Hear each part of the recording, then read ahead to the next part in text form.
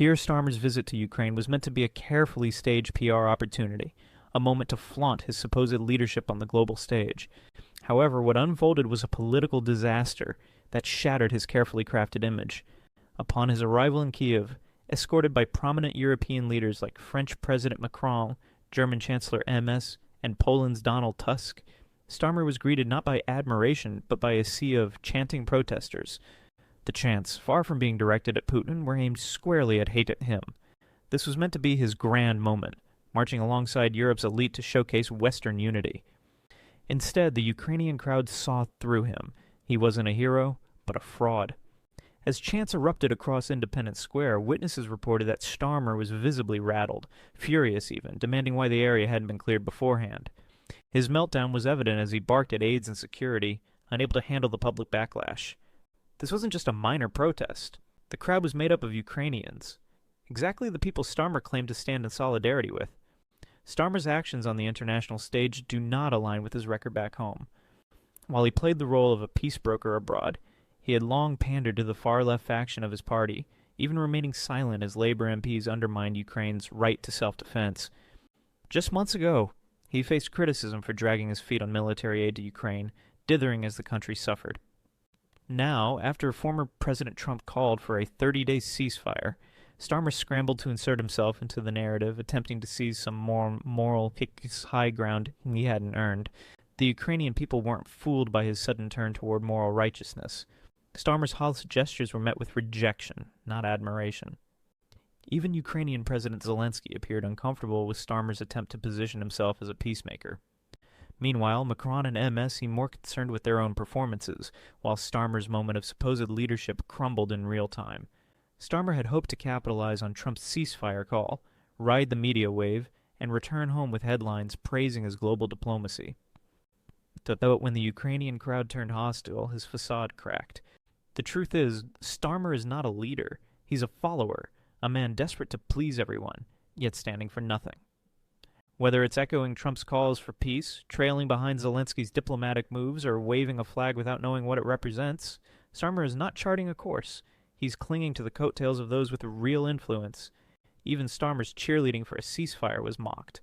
Ukraine rejected Russia's Victory Day truce as nothing more than a stage performance, and rightly so.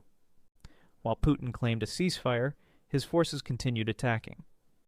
Yet Starmer persisted in pushing the idea that talks with Putin were the solution, as if a 30-day pause would miraculously lead to peace. Ukrainians are no fools. They have seen this game played before. When Starmer landed in Kiev, hoping for a photo op and some media praise. Back home, the footage of Starmer being shouted down in Kiev quickly spread across social media. The unedited raw clips of his public humiliation flew in the face of the Labour Party's sanitized PR efforts. The narrative that Starmer had worked so hard to control was slipping away in real time, exposing him for the hollow figure he is. And Downing Street is already scrambling to cover up the failure, blaming security, the press pool, and even suggesting that Russian provocateurs were behind the chants. In another blow to Labour's credibility, Angela Rayner recently faced a scathing rebuke in the House of Lords over her housing bill. Rayner, attempting to push through her renters' rights legislation under the cover of night, hoped to avoid scrutiny, but the Lords were having none of it, striking back forcefully against her attempts to steamroll parliamentary procedures. Rayner pushed forward with a bill that gives unchecked power to local authorities and imposes costly upgrades on private landlords. The bill is not about protecting tenants. It's about punishing landlords, all while bypassing due process and democratic debate. Rayner's attempt to rush the bill to the Lords without proper debate was condemned by peers, including Baroness Eden, who called it unacceptable. The bill mandates energy upgrades for millions of homes and imposes hefty costs on landlords, all while Labour insists on a rushed timeline with minimal debate. The reality is that the bill will devastate the rental market. Landlords faced with impossible upgrade costs will be forced to sell, causing rents to soar and availability to plummet. The very people the bill claims to protect, the tenants, will be the ones to suffer most. Labour's rush to push through this legislation reveals a troubling pattern. When they can't win on the merits of their policies, they resort to brute political force, silencing dissent and stifling debate. Rayner and Ed Miliband, the new power duo in Labour's eco-elitist agenda, have no regard for the consequences of their policies. They plan to impose even more costly mandates, like installing heat pumps and solar panels in new buildings, without consulting the public or developers. This is not policy making, it's top-down governance that ignores the realities on the ground. Labor's approach to housing reform isn't just reckless, it's a politically motivated power grab that will hurt the very people they claim to help.